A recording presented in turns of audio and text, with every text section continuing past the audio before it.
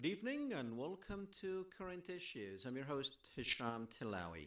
Tonight, ladies and gentlemen, we will be speaking with an interesting gentleman. His name is Rich Siegel. Rich is of the Jewish faith. Actually, he will tell us his story and his journey through life. He was one of those Jewish people who actually believed in Israel. He was raised to believe in Israel.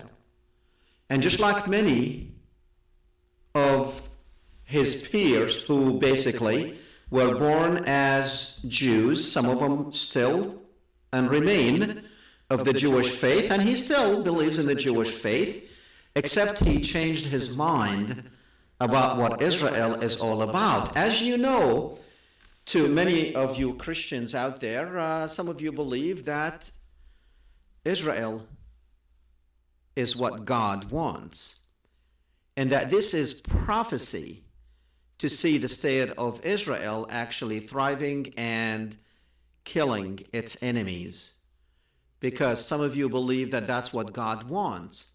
Now, to many Jews, they don't really believe like you do that that's what God wants. To many Jews, they believe, and we do have a fly in the studio that's driving me crazy. Where is Obama when you need him?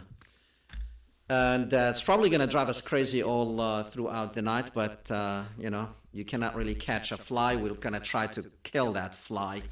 But anyway, I guess it'll be interesting to hold an interview on live TV while you have to deal with a fly. Well, Rich Siegel, ladies and gentlemen, he is an interesting person.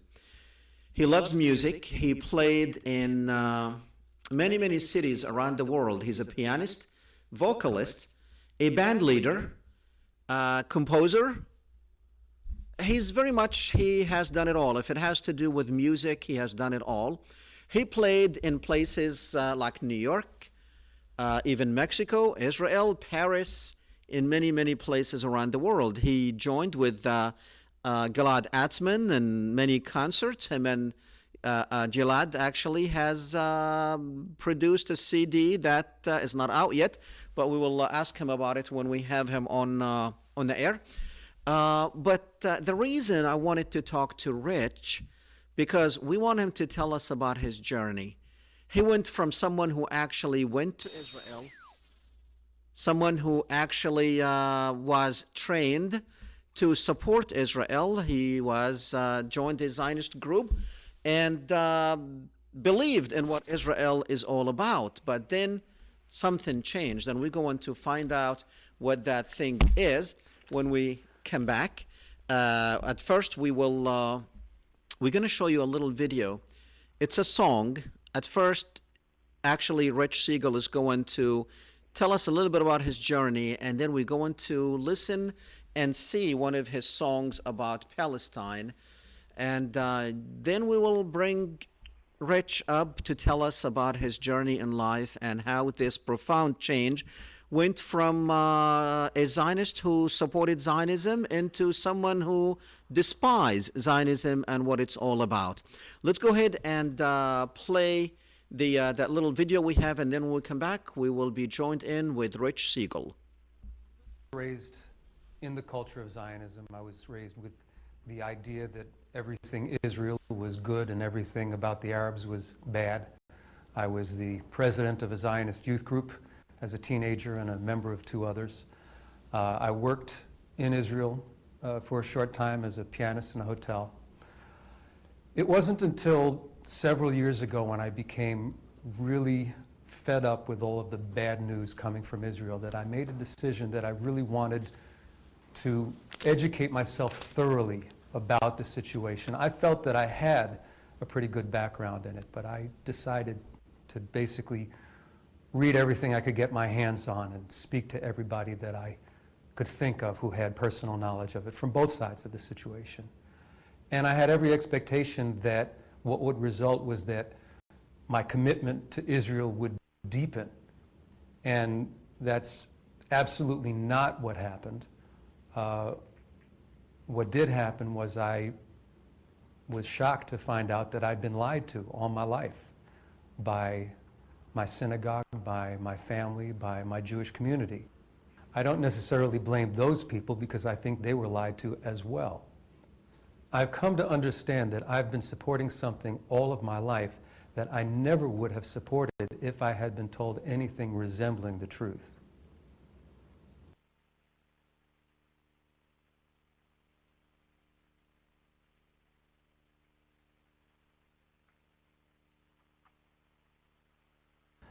We're dedicating the song and the video to the memory of Abir Aramin, daughter of my friend Bassam Aramin.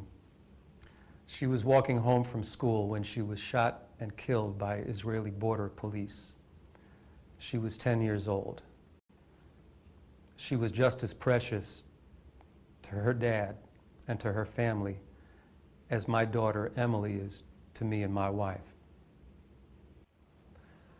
This is also dedicated to the 437 children of Gaza who were murdered by Israel in the recent attack. They were all precious.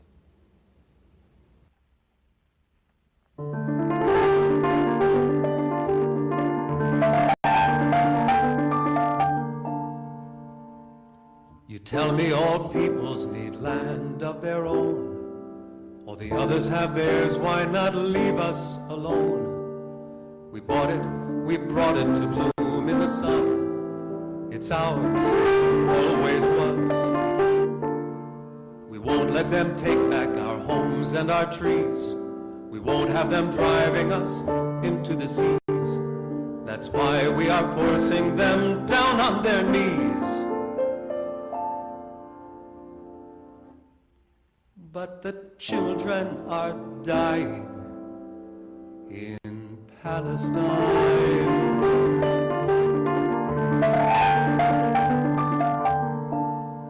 You tell me of centuries caught in despair, pogroms, persecutions, and final solutions, the need of a homeland, safety for Jews.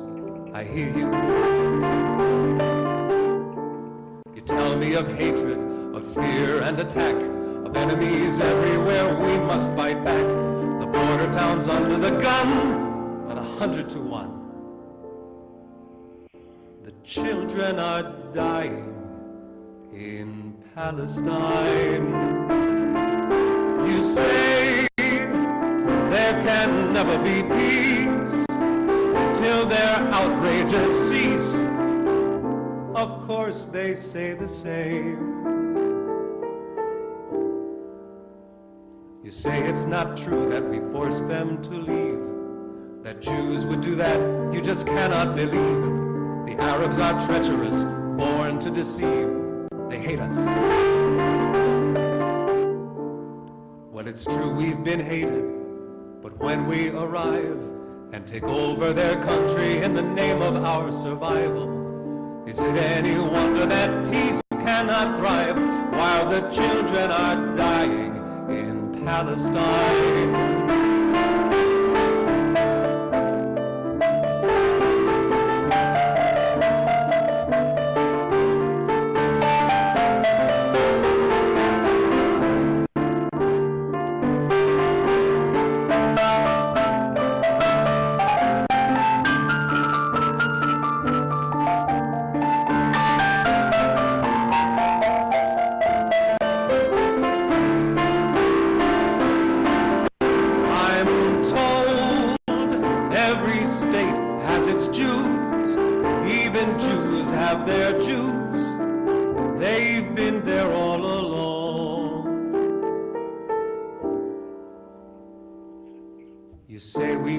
Search for some moderate way. We must find a middle ground to save the day. We shouldn't have settlements, they shouldn't prey on our nation. But where is the middle and where the extremes? We've settled their farmlands and stolen their streams. Our generous offers are not what they seem, and the children are dying in Palestine. We're trapped in this horror, it won't go away. We've conquered, but conquering won't win the day. We inspire their hatred, we watch in dismay. It's madness,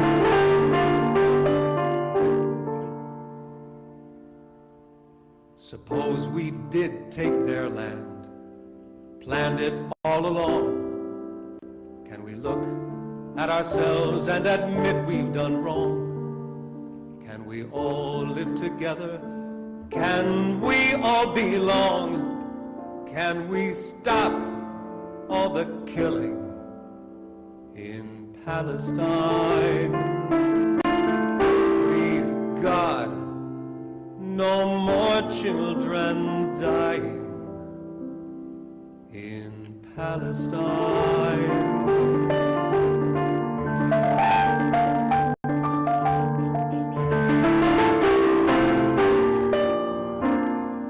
In Palestine.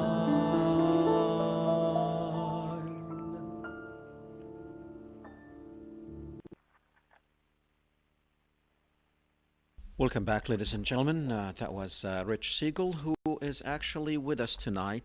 We are going to explore the story behind that particular song, but also we will explore what is that change, that profound change that took place in Rich's life that actually, basically, he switched sides. That's what it boils down to in the so-called conflict between the Israelis and the Arabs. Rich, welcome to the program. Rich, can you hear me?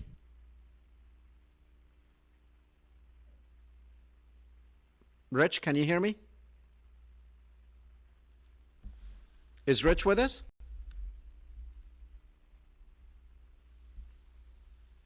Is Rich with us? Okay, he can't hear me for some reason. Okay. Rich, can you hear me? Hi, yeah, sure I can. Okay. Do me a favor. If you were watching it on your computer, there is a delay, probably about a minute delay. So if you don't mind, just listen to me on the telephone. Yeah, no, Rich, we just saw that video with the children of Palestine. Now, before I ask you about the story behind it, which basically you dedicated it to a little child, a little girl who was murdered by the Israeli army. Now, tell me about Rich Siegel. You very much had a change in sides. You switched sides in this conflict. Tell us, how did you become on one of those sides and then you switched those sides? Tell us about who Rich Siegel is. Okay, I'll be happy to do that, but first I just want to clarify that the little girl that the video is dedicated to is Abir Aramin, and she was murdered by the Israeli border police 4 years ago. She was 10 years old, and she was the daughter of Bassam Aramin, and he is a member of the Combatants for Peace. But then to answer your question about me, I was raised deep in the cult of atheist Zionism posing as Judaism, and I do consider myself to be a cult survivor. Now, can I stop you right there? Sure. Atheist Zionism, and then you brought in Judaism. Explain that. How could Judaism and atheist go together? Well, you know, that's sort of the $50,000 question, or is it $60,000? It's bizarre. It's absurd, and yet this is a fact of life for a lot of contemporary Jewish culture, both in America and in Israel. Now, in order to explain this, I have to talk a little bit about my parents, and I want to preface it by saying my parents are alive and well, and I love them dearly, and they have actually come a long way in their thinking. So when I talk about them from when I was a child, I'm talking about how they were. And my parents were Jewish atheists, that is, identifying with the tribe of the Jews, and yet atheists in that they had no religious belief and actually scorned all religious belief. And as Jewish atheists, they actually got together with a group of their Jewish atheist friends and founded the synagogue that I was raised in, and that's Beth Am Temple in Pearl River, New York, which still exists and is thriving. Now, in my view, I can't imagine that this would happen in any other culture. I can't imagine that a group of atheists would get together to form a religious institution. Now, Rich, how widespread is that practice within the Jewish community or communities around the world? I think it's very widespread, but not around the world. And I actually had the good fortune to work in Africa for a while. I was actually in the Ivory Coast in West Africa, and my boss was an Algerian Jew. And he and I discussed this phenomenon of atheist Judaism, and it was completely unfamiliar to him as a Sephardic North African Jew. So this is something that really exists in European and American Jewish culture, the fact that the tribalism is so strong that the religion is just completely tossed out the window, and you have people who identify as Jews, and in fact, being a Jew tribally is the most important thing in their lives. It certainly was for my parents and their friends. So when you say a synagogue, to me that's like a place where you go and worship God and receive religious indoctrinations or education. Right, religious study. Yeah, we went to services, and God was certainly mentioned in the services, and I went to Hebrew school and studied the Hebrew language and studied the Jewish religion, and God was certainly mentioned in the study of the religion. But in the context, we all knew why we were there, and we were there basically to identify as Jews and to support Israel. Okay, so there was nothing. There was nothing about like going to heaven or hell or any of that. Well, heaven and hell aren't really a big part of the Jewish religion in the first place. But you know, there was or to worship God. We were there to identify as Jews, and the mention of God that was certainly part of the religious service was basically seen as like a charming remnant of the past. Okay. It was not something that we took seriously. Okay, so you grew up, you went to this synagogue, and then you went to Israel as a young man. Is that like almost a requirement for all Jewish boys and girls to actually go and serve Israel? Well, I wouldn't say that it's a requirement, and I personally have Jewish friends, or had Jewish friends. Most of my Jewish friends have disowned me. Some have not. But I do know Jews who have not visited Israel and who don't even want to visit Israel. But it is certainly encouraged, and I would say probably the majority of American Jews, and that's an assumption I make, and I don't really have any statistics on that, but I would say that most American Jews do at some point in their lives visit Israel. And for me, I went as a very young man, right out of college, on the occasion of my youngest brother's bar mitzvah. My parents had a dream of having a bar mitzvah in Jerusalem at the Wailing Wall, and we went there for that purpose. And while I was in Israel, I got a job and I stayed, and so I was there for a little while. Okay. Now, how I mean, you were there for a little while. You were able to stay there without a visa, or you did not need one? I had a job. Well, I'm a musician, and I played, well, as you know from the video, but I played piano at a luxury hotel in Israel, and basically, I think it was, if I remember correctly, it was all cash under the table. I was there on a tourist visa. Okay, so you went in there like for years. No, I was there for just a couple of months. Oh, okay, okay. Now, so as a Zionist, and I'm sure you were one of the probably a leader in that cult, as you called it.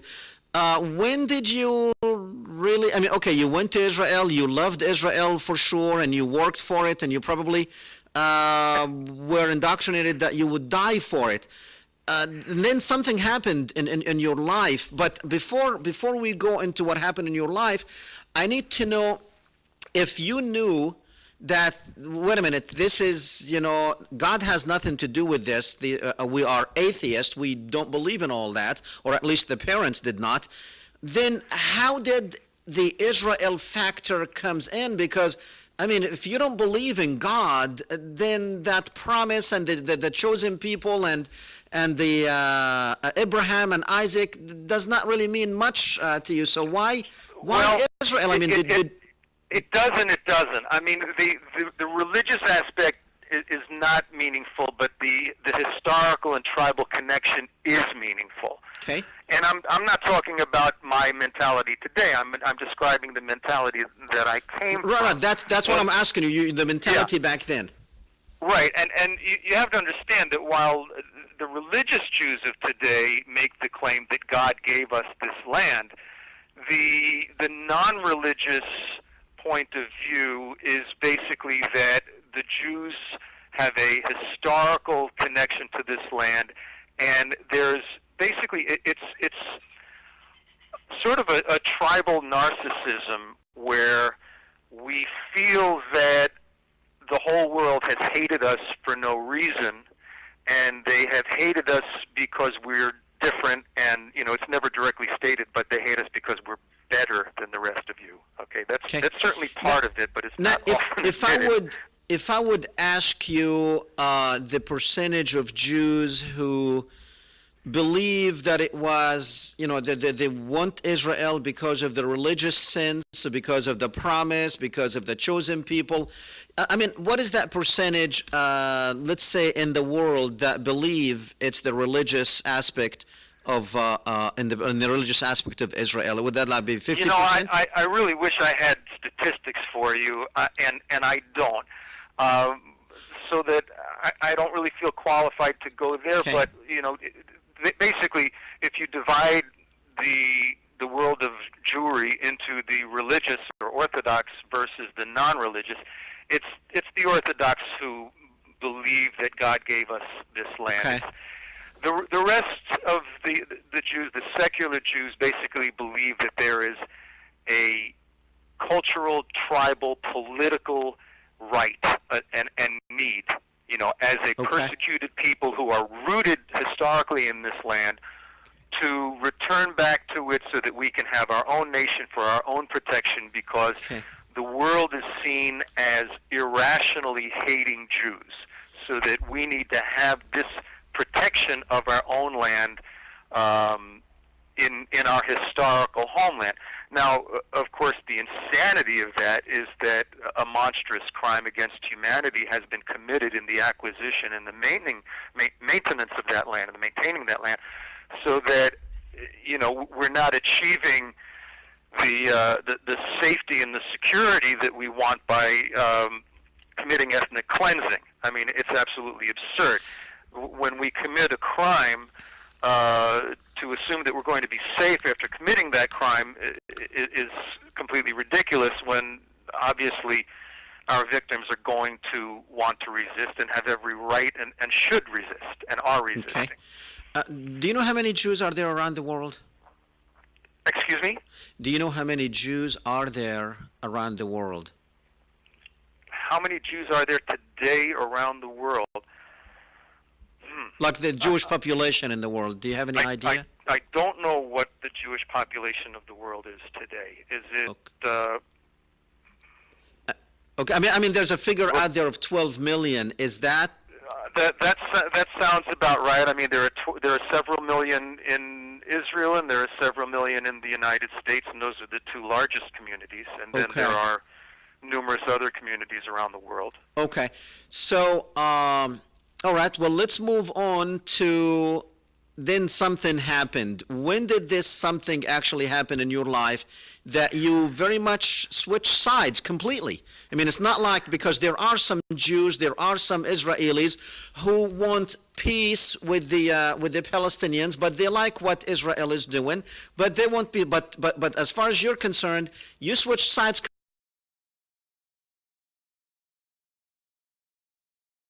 completely. That really happened in your life. Well, honestly, it was really a process that happened in two major steps and a lot of smaller steps in between. And the first one was that the atheism that I was raised with was just completely incompatible with my life and with my awareness. I became a musician very young, and that was my spiritual activity, but I did not have the vocabulary to describe it that way. I was a very committed atheist, and I wouldn't admit that my partnership and my playground with the worship of God was through music. And then in my early 20s, I became aware that it was, and I stopped being an atheist and started believing in one God. And at that point, I began to understand that what I came from was very sick, that this was atheism functioning in a religious institution. It was a complete contradiction, and I understood at that point that that part of it was sick, but I was still so completely indoctrinated with Zionism that it would be many years before I would come to the awareness about the criminality of Zionism, because you have to understand, what I came from was a complete and total denial of this, okay? You know, I was taught, and I think most American Jews are taught, that Israel did absolutely nothing to harm anyone, okay? That we just wanted to go there and be peaceful neighbors to the Arabs, but that they just all hate us for no reason because the whole world hates Jews for no reason. So they're part of this whole irrational hatred of Jews.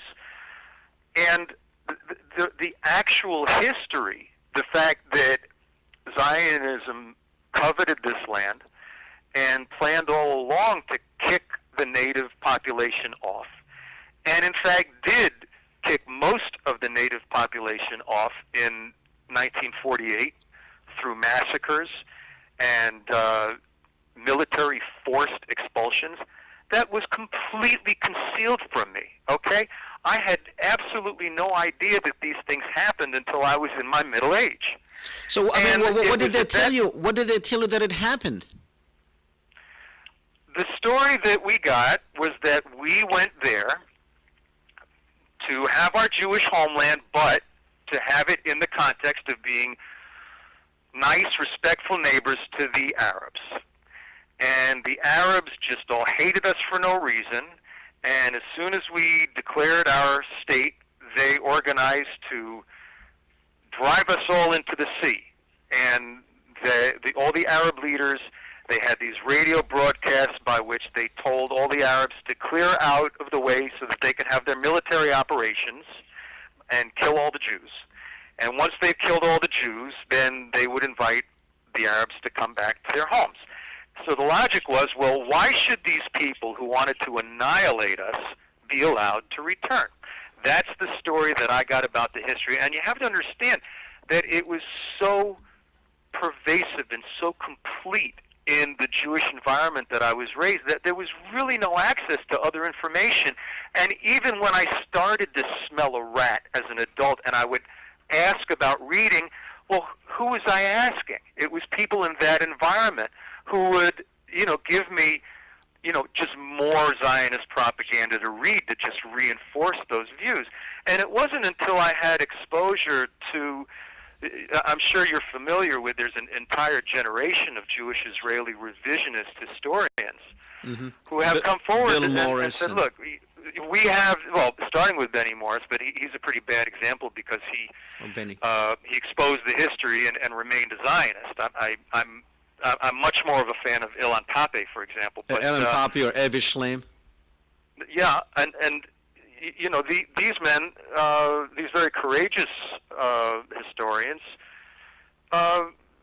went to the IDF, the declassified IDF documents and other impeccable sources, and they said, look, this is what happened. You've been lied to. And I came in contact with that information and had the absolute shock of my life, because I just didn't know. And I considered myself to be a well-informed person, now, Rich, but I had no contact with that information. Okay, Rich, let me ask you this. These books have been out there for many years. I think probably about 10, 15 years ago when I read one of Avi Shlem's book talking about the 1948 and Pape book or books. Well, some of them have been out there for more than 25 years. Yeah, I mean, I think so. I said, sometimes when I say, 10 years ago, and when I dig down to it, it ends up being like 25 years ago. Yeah, I think Benny Morris was writing in the late 70s about this, and I think he was really the first one. Yes. So why? I mean, these books have been out there for a long time. How come we're not seeing many Rich Siegels coming out? Well, that's a good question. And it's one that I'm not really sure how to answer, and I'm answering it by writing a book myself, and that book will be coming out hopefully later this year. I'm just writing a book about my own process with this. I don't know why, but when I came in contact with this information, the thing for me to do was obvious. I mean, what do you do when you come in contact with new information? Do you get sloppy and say, well, I don't care about the new information, I just want to keep believing what I've always believed, even though it's wrong? I mean, that just wasn't a possibility for me. And, part of my Jewish upbringing was an awareness of the Europeans, the Germans in particular, but people all over Europe, who helped to shelter Jews and protect Jews from the Nazis. And members of my family were murdered by the Nazis. And I had always come to admire and respect the Europeans who went out of their way to help Jews. And, they identified a criminal situation and they responded to it. And for me, I had always wondered, what would I do if I was in that position? And I had no idea, but I was really in that position my whole life. So coming to an awareness about that, there was only one thing to do. I mean, if my tribe is committing criminal acts in Palestine, then it's my job and my obligation and my privilege to oppose it. I think that's only natural. Now, why aren't there more people who respond like I do? I mean, there are others. You know them. There are people like my friend Gilad Atzmon, people like Israel Shamir. Mordechai Vanunu, but very few people. Absolutely. What's shocking to me is that, when I have brought up the subject with Jewish friends, when I've tried to introduce them to the information that I have found, most of them would rather end a lifelong friendship than even enter into the conversation. Okay. Now, Rich, I want you now you are a man of faith, as I understand it, that you found God and you are still within the Jewish faith, correct? No. Okay. I've always been open to finding a way to have religious expression within Judaism. It's really not possible for me because, other than joining the ultra-Orthodox Neturei Karta, who are anti-Zionist Jews, really, so what is your faith now? For a number of reasons, not for me. The rest of organized Judaism is Zionist. There's really nowhere for me to join a Jewish congregation. So what is your faith? now? Well, I tend to go between religious science churches and unity churches. These Okay. are New Thought churches where really the focus is on one God. Unitarians, And universal, I'm most comfortable there. I'm sorry? like Unitarian church and universal churches and stuff. Actually, no, not Unitarian. There's it's a church based in Kansas City called Unity Church, and I've. Is it like more into Christianity or Judaism or what? It is Christian based. Okay.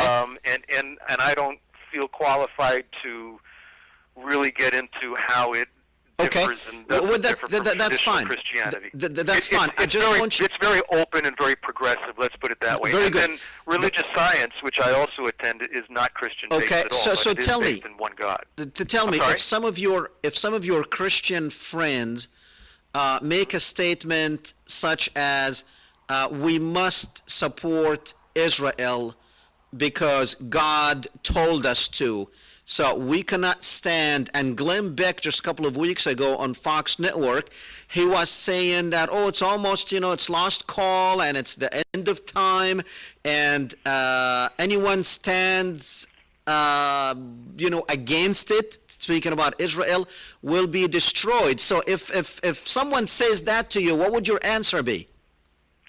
Well, let me be clear that even though I attend Unity Church and even though Unity is Christian-based, I find most of Christianity to be completely insane. So when somebody starts talking about end times, I kind of, feel like it's time to walk away from that conversation. But especially when they predict it for May 21st or October, whatever. But and Glenn Beck, well, let's just say he made a statement recently that there are no terrorists with yarmulkes. So he's obviously got an agenda because that was a blatant lie. But if your question is really about Christian Zionism, No, my Christian question, Zionism, Rich, Yeah. no, not at all. Christian Zionists Okay. and the Christian rights, all this stuff, we know all, what they are. Right now, you have Okay. mainstream Christians, just the normal, the regular Christian out there. They're saying, well, Israel that's prophecy, that's God's people, and we're supposed to support them. What would you tell them? well, first of all, that sounds like Christian Zionism to me, and it's based on Rich, this- it used to be Christian Zionism. Now we are seeing it in many churches around the country. I'm seeing Well, it. I'm seeing yeah. Catholics speaking that language. I'm seeing Baptist. I'm seeing it used to be the John Hagee type of Christianity that would say something like that. Yeah, You right. will be surprised when you go down into the heart of America and to the churches in rural areas. I've done a speech in a small town here in Louisiana, and I was shocked that even small children are talking that language. It's widespread. Well, the first thing I point out is that they're betraying their Christian brothers and sisters in Palestine, and that Christian community is one of the oldest, if not the oldest, Christian communities on the face of the earth. I mean, this is Jesus Christ's own Christian community in Palestine. Jesus Christ was a Palestinian. Okay? This is a fact that's, completely overlooked. I don't know what to say about the mentality in this country because we're bombarded with propaganda in the news media. And the propaganda tells us that Israel is our friend and the Palestinians are a bunch of terrorists, and nobody bothers to investigate this any further. And I think that the typical opinion of the average person on the street is completely way off base, but they're just not exposed to reality at all. They're exposed to total propaganda, and the Christian support of Israel is not Christianity. Okay. That's all, plain and simple. There's nothing that Jesus taught. Jesus of the Gospels did not teach war. He did not teach for us to be selling weapons for Israel to ethnically cleanse Palestine. Jesus did not teach that. Hello, American Christians, please hear this, okay? Now, let me ask you this. Absurd. As a Jew, they did not teach you anything about Egypt and how long Jews were in Egypt and they were forced to flee Egypt? Didn't teach you any of that? No, of course. That was a big part of our tradition. That's what the Passover Seder okay, is. now Jews before Moses, they left Palestine and went to Egypt, and then 500 years later, they decided to leave Egypt because, things were not that good for them. Well, how come they didn't go to Egypt? How come they go to Palestine? Egypt is much bigger, and they got more things there. Well, Palestine, Israel, Canaan, whatever you want to call it, is the center of the Jewish religion. And I think that anybody has a right to a religious attachment, to an emotional attachment. I support Jews with their attachment to this place. What I don't support is the criminality that has gone along with making a Jewish exclusivist state in this place. If you look at the history of Zionism, there was a movement in the 1920s. It was the Gush Shalom movement. Right. People like Albert Einstein and Martin Buber and Hannah Arendt, a few others. They were committed to a type of Zionism that would bring Jews to this state in a non-nationalist way, that would honor their Arab neighbors. Much as my Jewish ancestors came to New York, my Jewish ancestors came to New York and respected the people that were here already. They didn't kick anybody out of their homes. Yeah, okay? but they ended up taking over the economy there. Where? In New York? In New York. Well, yeah, I mean that's if you want to get into the Jewish influence, I mean, yeah, it exists. My own family, I don't think took over anything, and if you want to assume that I'm wealthy because I'm Jewish, then the next thing I'm going to do is ask you for a loan, because guess what? I'm not wealthy. But, so not every Jew is a rich man, huh? No, not at all. And but just back to your question about Egypt and Palestine, I think that if Zionism had been like the Gush Shalom movement, then sure, why not have Jewish communities in Palestine? No problem with that at all. But the problem with Zionism was that it wanted to take over, it wanted to kick the natives out, it wanted an exclusivist state, and it actually achieved all of those things. That's the problem. So, a discussion about why not choose Egypt, well, there's really no Jewish religious or emotional connection to Egypt. There is to Palestine. And I want to say that in the context that there is a Jewish religious connection to Palestine, but there is also a very strong Christian and Muslim connection to this same land. And all three of those need to be honored. Okay. I'm not, yeah.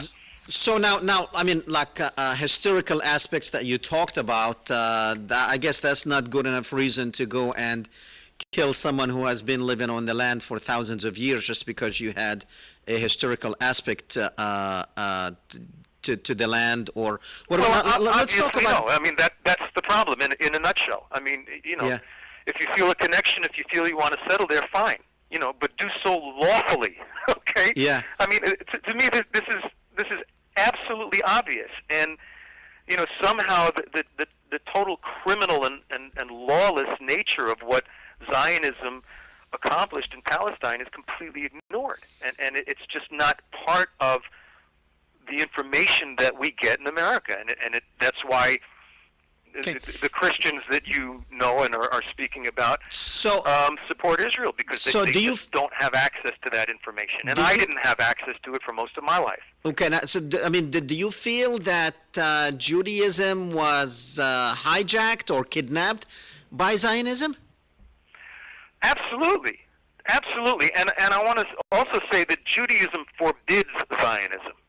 And this is a bit paradoxical, because Zionism is rooted in Judaism.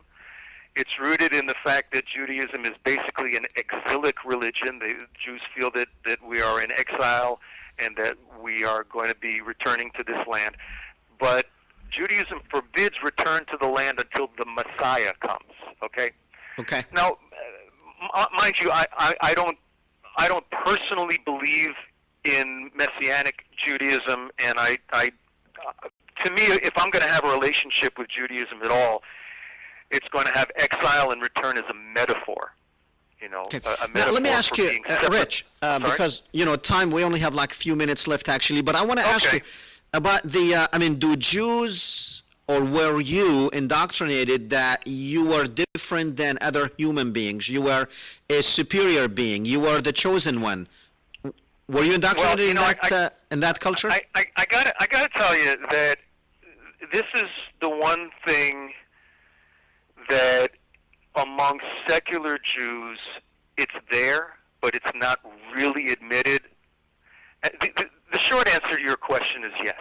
I mean, basically, Okay, so tell me, now you feel different, of course. Obviously, you feel different. You feel just you are one of us.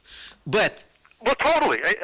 Absolutely. And I think that... Okay, but I want you to go back. I want you to go back to the time when you actually believed you were different. What did you think of other people who were not Jews? Well, I got to tell you, I think that intuitively, I never really believed it. I think I always felt that there was one humanity. And I think that there's a lot of contradiction within Jewish culture. Because, for example, a lot of Jews have always supported very progressive causes. I mean, Okay. Jews... When I was growing up, we supported civil rights for African Americans. We opposed the war in Vietnam. Okay, these were all things that Would you say that these were positions we had on humanitarian grounds. Okay. Would you say that deep down inside, intuitively, most Jews, or the majority of Jews, or the vast majority, don't really believe that chosen people think stuff? No, I think most of them believe it, unfortunately. Most of them believe it. Certainly the Orthodox believe it, and So explain to us, what do they believe? Explain that is an amazing thing for people to believe they're different than others. Tell me, what is it that they believe?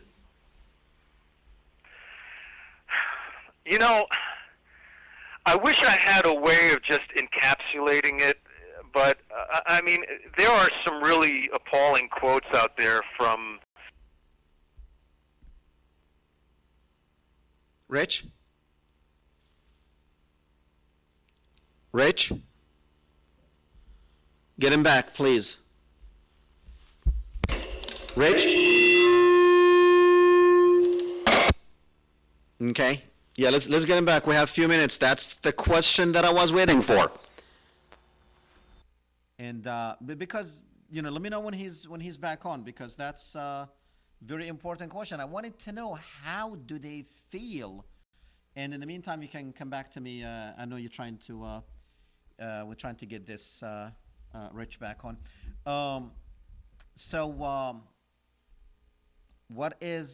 What do they believe? Because this is very important. That they believe they're different, but of course now you do know that they're not, and they are just humans. But they really believe that they are physically different, they're mentally different, they're superior. So I wanted Rich to actually explain exactly. I don't know if he's really going to be able to explain, because deep down inside he said that intuitively he knew that something was wrong, and that's what basically that's what he was indoctrinated in.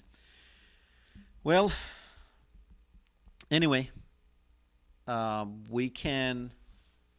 wait for like a second or two, and then we'll try to get him back on, so we can see exactly. 'Cause that was like a very important question that I needed him to answer, and just let me know if he's back on.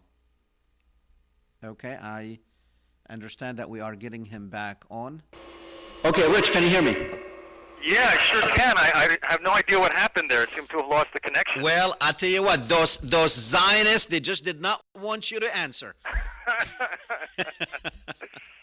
But do we have time for me to answer? Yeah. Go ahead. Yeah, we have about 4 minutes I was left. talking about Rabbi Cook, and I don't have the exact quote in front of me, but it's this absurd notion that the difference between the souls of Jews and the souls of non-Jews is greater than the difference between the quality of souls between human beings and animals and beasts. Yeah, now, that's what's his name, Schneerson, I think, the Rebbe who came up with that quote, isn't it? In New York, he died a few years ago. Did he say something like that too? The quote that I'm talking about came from Rabbi Koch, who was the... Oh, yes. This was a long time ago, but I think Schneerson said something similar to that, that, different souls and different bodies. Do they, this is, people listening to us might be, it's like there's no way that these people can believe that, but... Right, so they believe their souls are different, and the Goyim souls are basically like animals. Yeah, but let me put that into context for you. When I was a kid, now I was raised in a Reform synagogue, so basically as a secular Jew. And I had an experience. We went to visit an aunt of mine who was in an Orthodox nursing home. And I encountered Orthodox Jewish children there who were not allowed to play with me. This is when I was a kid. My brother and I were up there. And these Orthodox kids were not allowed to play with us because we were Goyim, okay? To them, even though we were Jewish, we were inferior, okay? So I think that in Jewish religion and in Jewish culture, there's a great deal of chauvinism and of racism. Okay. And it exists, Rich, they look at themselves as different souls, different superior beings. And the souls of the Goyim, which is the Palestinians and the Arabs and the rest of the world, they're animals. So it's just like hunting rabbits and hunting squirrels.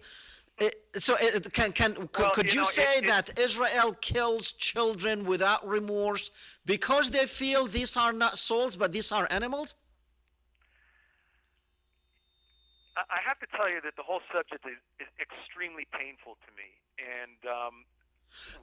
could that be part of it? Why they don't care if they kill men, women, and children? If they kill children, could that be part of it? I think that among the Orthodox, that's definitely true, and I think that among the secular Jews, I think it's less true. And I'm speaking of secular Israelis. I think it's less true, but I think that there's another factor there, and that is that they're driven by fear. They've got this perception that there's this big Arab enemy that's always trying to drive them into the sea. So when the reality is that the IDF goes into Gaza and murders entire families and is showering the area with chemical weapons, and these horrific things are happening, the mentality in Israel itself is that they're being protected from these barbarian hordes that want to annihilate them. Okay, so I think it's among the secular Zionists, there's really less of an attitude of this different type of human being. Okay, Rich, the Orthodox, we only have time. We only have time for one question, and I'm sorry to I keep cutting you off because I wanted to put in so many questions in. But this is the final question. Well, you just have me on the show again. That's okay. Here you go. Yeah, definitely we will. I can tell you one thing. This is probably one of the best interviews that we have done because we talked about some core issues here. But one final question.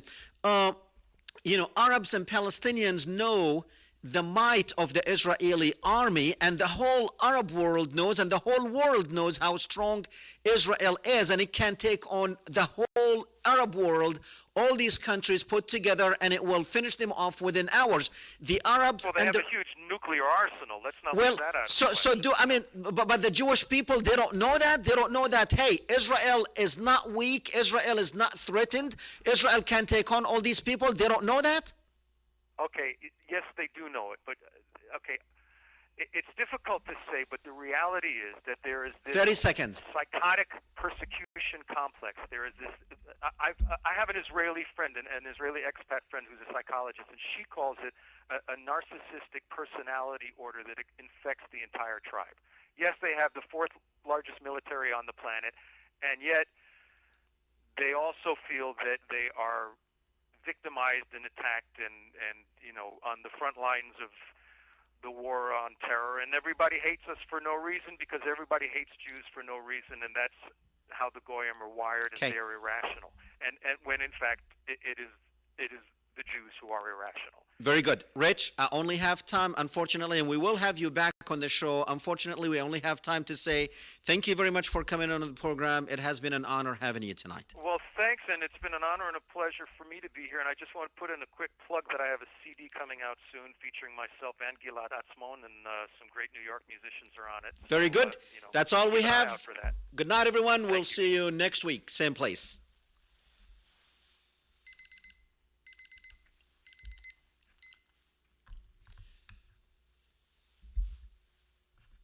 Thank you, Rich. If you're still on the air, we are, of course. We're off. Yeah, here I am. Yeah, okay. Well, we're off the air, but I just wanted to say thank you very much, and we will definitely have you on the program again. I did okay, huh? Oh, yeah, you did. You did wonderful. Okay. You did wonderful. Well,